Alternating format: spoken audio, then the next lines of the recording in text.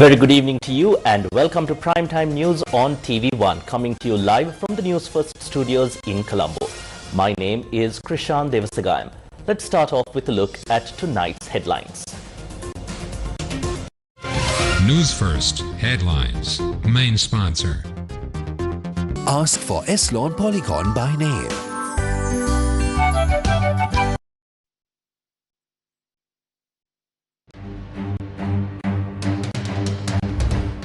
Fuel prices in a number of countries spike rapidly amid the conflict in the Middle East.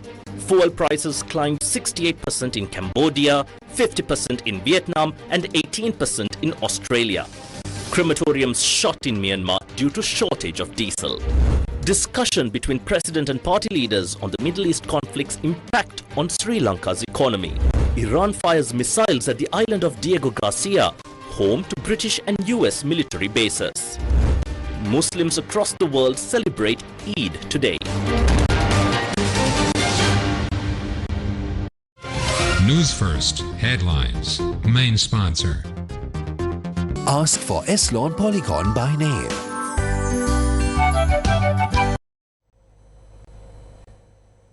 Ramadan. It signifies a blessed month. Islam devotees across the world celebrate Eid ul-Fitr today, marking the completion of this blessed month.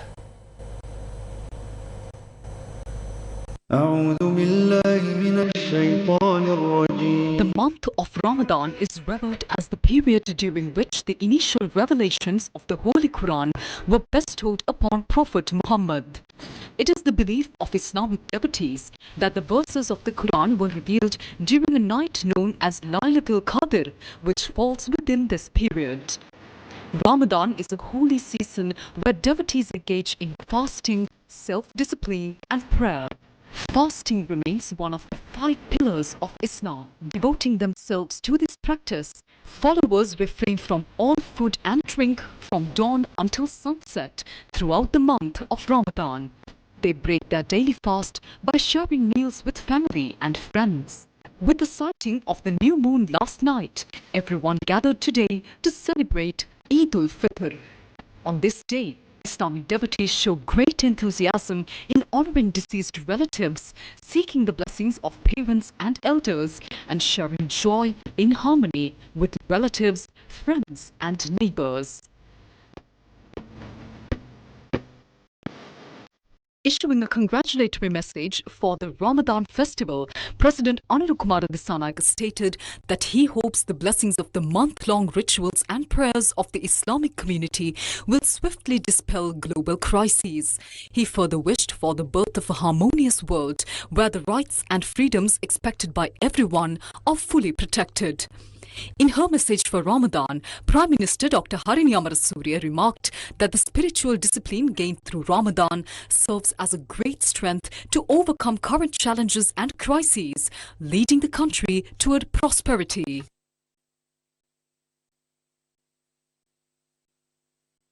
A large crowd gathered at the Golf Face Green in Colombo this morning to engage in religious observances for Ramadan. This is how religious observances were conducted in Puttlam.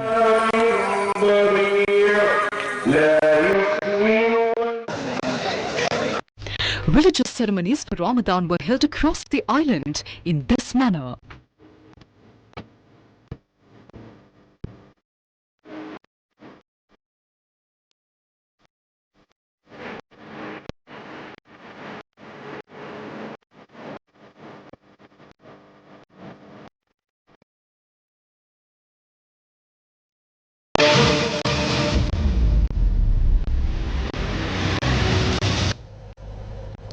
Now, as we all know, due to the ongoing conflicts in the Middle East, the world is facing a severe fuel and gas crisis. Many countries, both large and small, have been grappling with this global crisis for the past 3 weeks. Here is a detailed report of the latest in this developing crisis. What will happen to the oil prices in the future? Will it increase or will it decrease? It has been 3 weeks since the Middle East crisis erupted between Iran, Israel and the United States, triggering one of the largest supply disruptions in the global oil market history. Shipping through the Strait of Hormuz, which normally carries around 20% of the world's oil, has slowed to a trickle, cutting off roughly 20 million barrels of crude oil and petroleum products per day.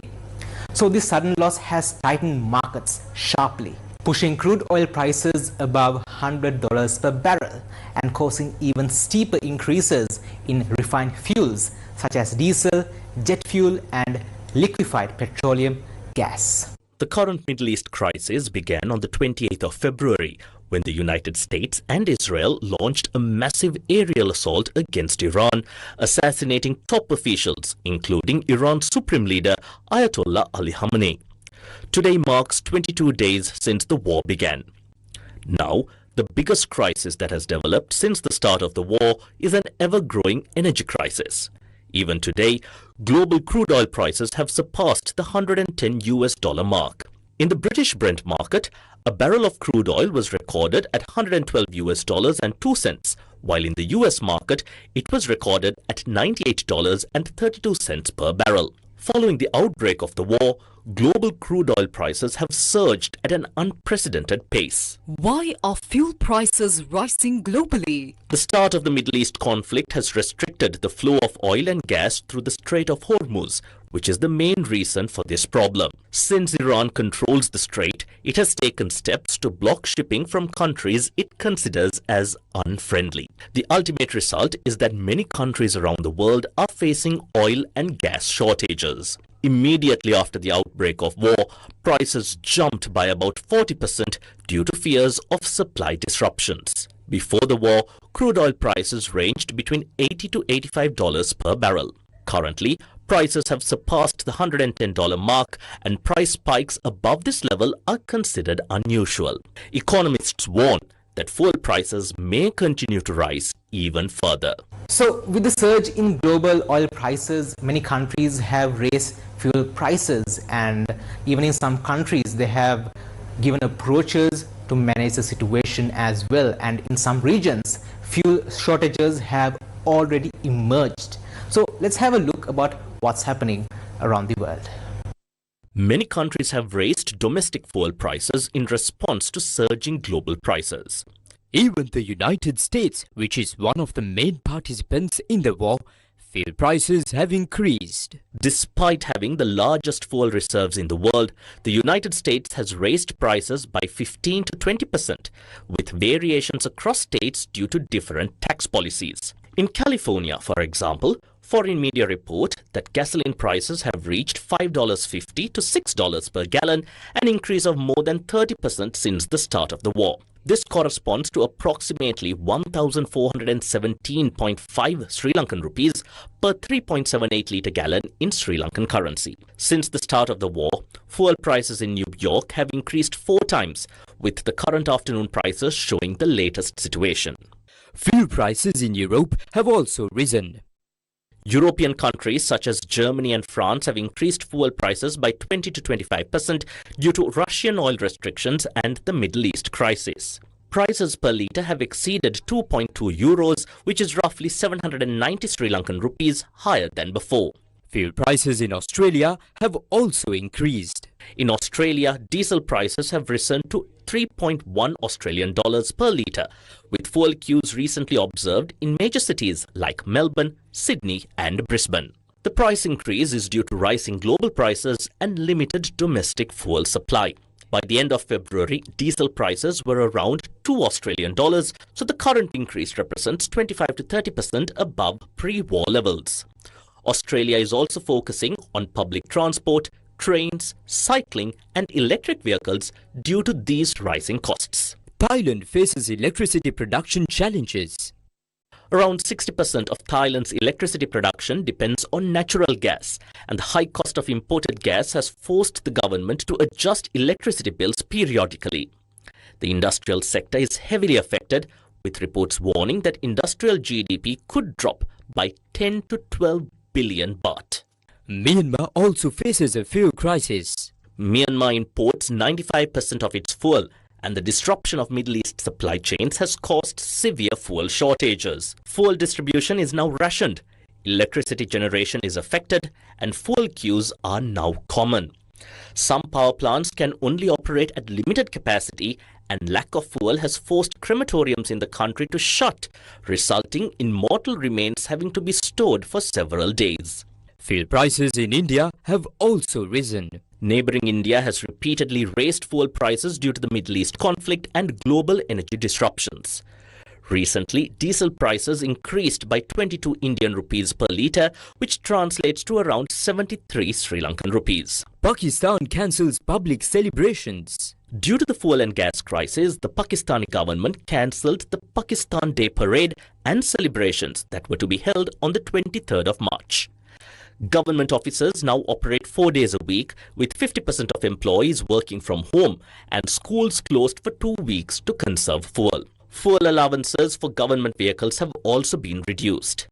Japan and South Korea have increased fuel prices by 25% due to the Middle East situation.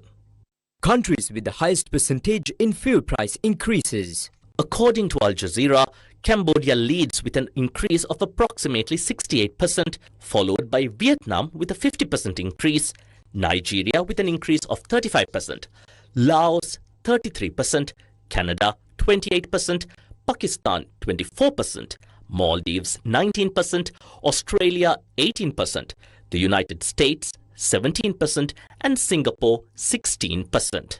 Sri Lanka's recent fuel price increase is lower than most of these countries and stands at around 8%. And in some positive news for Sri Lankan motorists, the weekly fuel quotas allocated under the QR code system will be increased with effect from midnight today. Now, accordingly, several vehicle categories will receive higher fuel allowances in a move aimed at easing current fuel restrictions and supporting daily transportation needs. The quota for cars has been increased to 25 litres, marking an increase of 10 litres.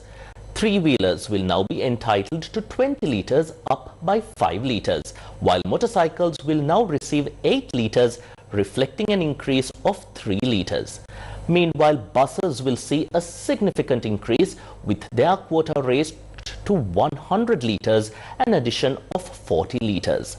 Vans will be allocated 50 litres, up by 10 litres, and land vehicles will receive 40 litres, marking an increase of 15 litres. The Ceylon Petroleum Corporation says that there is no change in the fuel quota allocated for lorries and special purpose vehicles.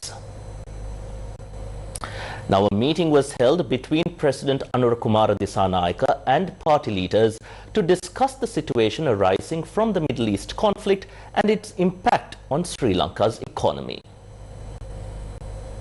The President's Media Division stated that the meeting between President Anurakumara Dissanayake and party leaders focused on the emerging global energy crisis and its impact on the country's energy sector and the economy. During the discussion, the President explained to the party leaders the measures currently being taken by the government to address the situation. Opposition leaders Sajid Premadasa, Rauf Hakim, Mano Ganesan and several other party leaders were in attendance. Move forward, Sri Lanka.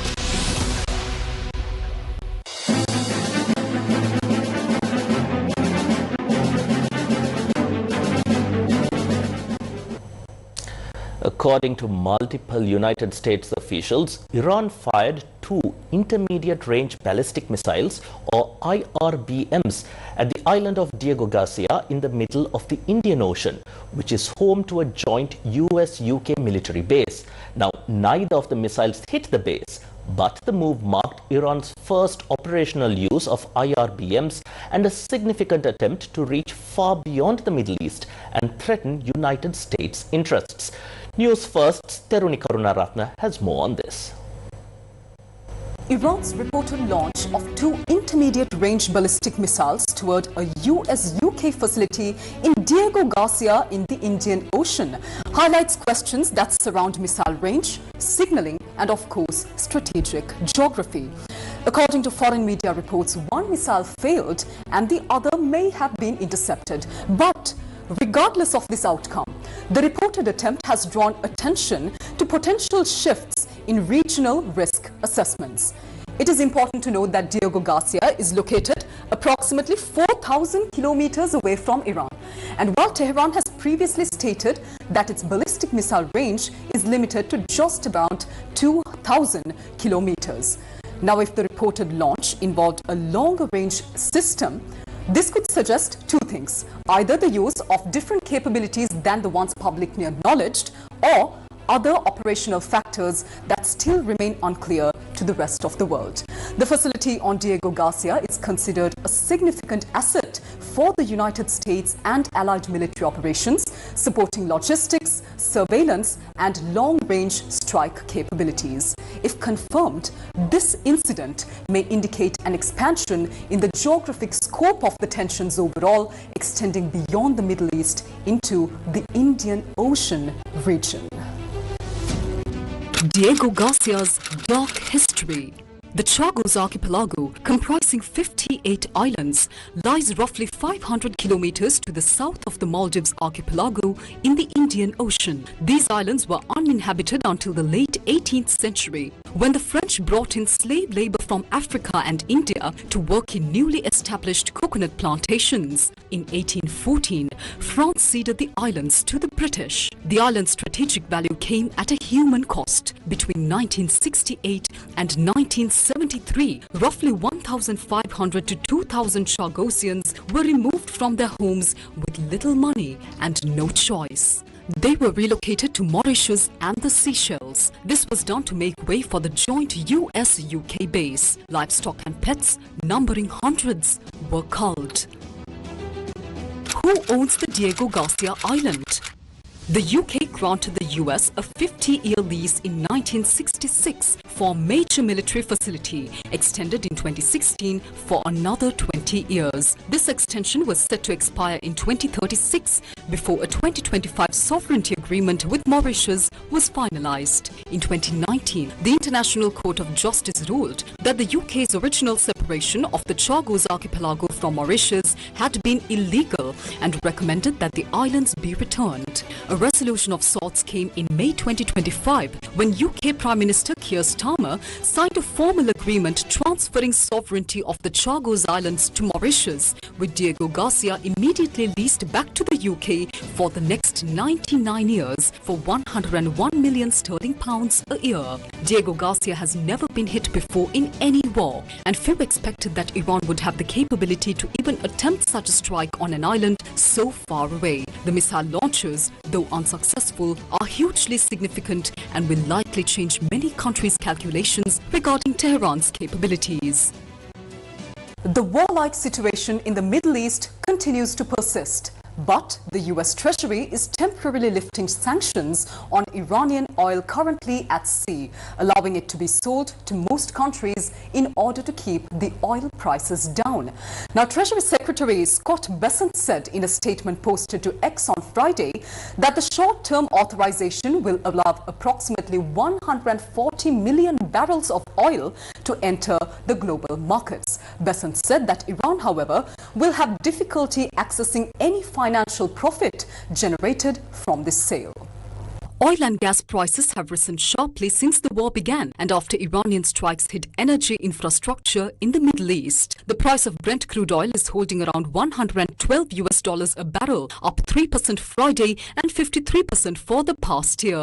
Meanwhile, Iranian Foreign Minister Abbas Araghchi has told Japan's Kyodo News that Iran is prepared to allow the passage of Japanese-linked vessels through the Strait of Hormuz. Araghchi stated that discussions with the Japanese side had already begun with a view to a temporary lifting of the blockade. A Japanese government official told Kyodo that direct negotiations with the Iranian side are the most effective way to lift the blockade in response to Araghchi's remarks. They added that the utmost care must be taken not to provoke the US, noting that if Japanese vessels are allowed to pass through the waterway, it would not solve the ongoing energy crisis. South Korea says it will contribute to international efforts to ensure safe and free navigation of the Strait of Hormuz. It is the most recent signatory to a statement that was issued on Thursday and expresses a readiness to contribute to appropriate measures to secure the strait. Originally signed by the leaders of the UK, France, Germany, Italy, the Netherlands and Japan, the statement has since been joined by Canada,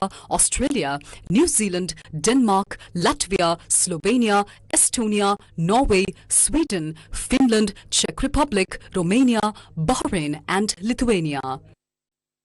Meanwhile, Iran's foreign minister has welcomed any initiative that can bring this war to a complete end, adding that this conflict has been imposed on the country. Speaking to Japanese media outlet Kyodo, Arakchi said that Iran is ready to listen and to consider such proposals. Arakchi went on to note that Iran is not seeking a ceasefire, but is seeking a complete, comprehensive and lasting end to the war. But what does US President Donald Trump have to say? Let's take a look. President Donald Trump says the US is considering winding down operations against Iran, but that other nations must guard the Strait of Hormuz, a vital shipping lane for oil.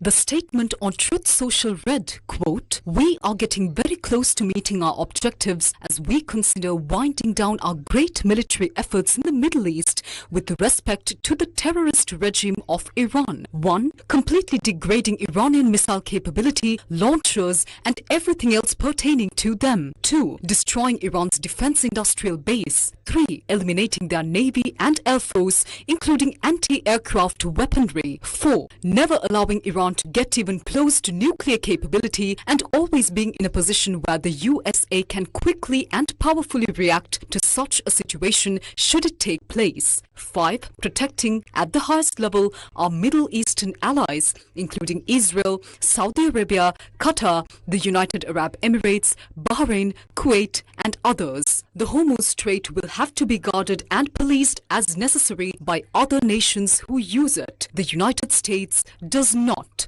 Unquote. Pope Leo is calling for a ceasefire in the Middle East and to reopen dialogue. What do you say to the Pope? Well, look, we can have dialogue, but I don't want to do a ceasefire. You know, you don't do a ceasefire when you're literally obliterating the other side. They don't have a navy. They don't have an air force. They don't have any equipment. They don't have any spotters. They don't have anti-aircraft. They don't have radar. And their leaders have all been killed at every level. We're not looking to do that. Thank you. Thank you. What is the situation in Lebanon? The Israel Defense Forces, or IDF, says it has clashed with Hezbollah in southern Lebanon, killing 4 people. The IDF spokesperson for Arab media says forces spotted several Hezbollah operatives, killing 1 person on Friday night. He adds that an Israeli Air Force aircraft then targeted other members of Hezbollah who had opened fire on its forces. 3 more people were killed with tank fire and there were no Israeli casualties. The IDF spokesperson adds that the Air Force also carried out strikes against Hezbollah headquarters in Lebanon's capital, Beirut. In a separate update on Telegram, the IDF says rescue forces are on their way to impact sites in central Israel after announcing that missiles had been launched from Iran.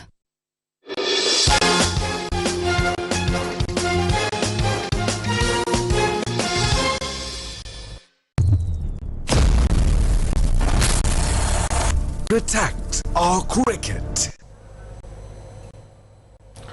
Why has our cricket actually declined? Have the administrators ever developed cricket with a proper plan? Or have they simply been making excuses all along? So what is the real reason behind the downfall of our cricket? This is another deep dive into that issue. Who is actually driving our cricket into the grave? This is how authorities responsible for developing Sri Lankan cricket have behaved. This time, the cricket authorities changed the captain just as a World Cup was around the corner. Not only that, the outgoing selection committee named a 25-member squad for the World Cup just 1 day before the new committee was set to take over. Do you remember these things? Others might forget, but the people of Sri Lanka will never. As we mentioned before, we hired 8 different cricket coaches within the last 2 years. What was achieved by bringing in coaches at random times, paying whatever prices they felt like, and without any proper plan? We have not forgotten. It was revealed at the Committee on Public Enterprises that taxes due to the Department of Inland Revenue for certain coaches brought to this country had not been paid. Do you remember? The audit recorded an unnecessary expenditure of 15,537,700 rupees just to cover the taxes of one national coach. Furthermore, it was observed that funds meant for cricket development had been used by contractual agreement to pay the taxes of a single employee. This isn't small change. This is money intended for the country's cricket. That is why we say, regardless of whether you took power through an election or any other way, the ultimate contract regarding cricket has always been with the people of this country. We will reveal more in the future about the stunts you pulled by violating the country's foreign exchange laws and evading tax payments. That will be done with all the data and evidence. Do not stay in these positions by force and destroy the people's game when the whole country is telling you to go. Take the right decision, at least now. Just don't forget that our people who love cricket are watching everything that is happening very closely. News First with the people. Sailor Enterprises presents Russell Peters returns to Colombo for the Relaxed World Tour, 31st March 2026 at the all-new Lumina Hall in the City of Dreams, powered by the Australian Migration Consultants. Tickets out now on bookmyshow.com. Welcome back to the news, and in more local news, the Bar Association of Sri Lanka held a felicitation ceremony yesterday in Colombo to honour senior members with 50 years of service. A felicitation ceremony of the Bar Association of Sri Lanka was held yesterday in Colombo to honour esteemed senior members of the bar who have completed 50 years of service. And the system is so, you do it and come on the following day. So then when I asked what happens, then we rearranged it. Now what happens is, if anybody walks in for certification, you know, maximum 10 minutes. And all of them, we advise them to come at 11 o'clock, before 11 o'clock. The reason is, they do that and they go to the Foreign Affairs Ministry. The moment we certify, and we communicate to the Foreign Affairs Ministry also through online. And the moment they go, they have a QR code, they have registered, and they get it in 5 minutes. So anybody comes from outstation, they can do it in the morning, and they get back home after doing entering 3 institutions. Most probably they can get the passport also on the same day, ID card also on the same day, on the same line. So with monthly expenses they can do it. Even now also there are a lot of things goes through, many things goes through. Unfortunately it's not properly explained to you all. Don't see the Supreme Court as a villain. The ceremony also included a special appreciation and farewell for Justice S. Raja. A special walk was held today to mark the centenary celebrations of Vivekananda College, Colombo. Various events were held at the Vivekananda College in Colombo to mark its centenary celebrations. The Colombo Vivekananda College walk took place today.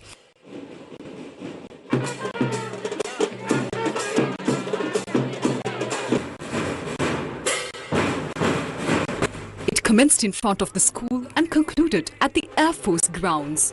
The principal, teachers, students, alumni and parents, among many others, participated in the event.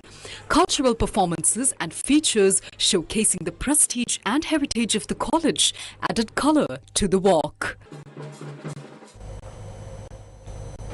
And from school cricket, the 92nd encounter of the Battle of the Saints between St. Joseph's College, Colombo 10 and St. Peter's College, Bambalapitia ended in a draw at the SSC grounds in Colombo this evening.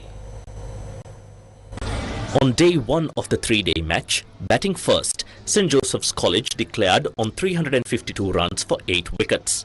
Senuja Vekunagoda top scored for the Josephians with 88 runs, with Yenula Dantanarayana adding another 84 runs to the tally.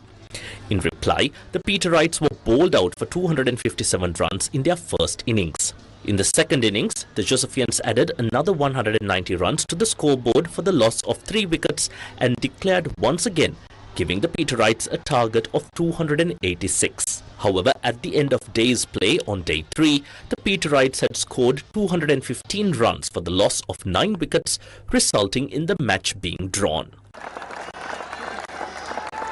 The Maharaja Media Network was the official media partner of the 92nd Battle of the Saints. A brand new season of The Voice Teens Sri Lanka is here, spotlighting the next generation of talent as Gen Alpha contestants aged 13 to 18 step into the spotlight for the very first time. After months of auditions, 160 young singers have been selected for the blind auditions, each bringing a unique story and a powerful voice to the stage. This season promises more than just music. It's a life-changing opportunity where talent meets discipline, passion and purpose. Guiding them on this journey are coaches Yasas Madagidara, Abhishekha Vimalavira, Yohani De Silva and Sankar Dineth. Catch all the action every Saturday and Sunday at 8:30 p.m. on Sirasa TV. The Voice Teens Sri Lanka Season 3 is more than just a dream. It's a life-changing opportunity.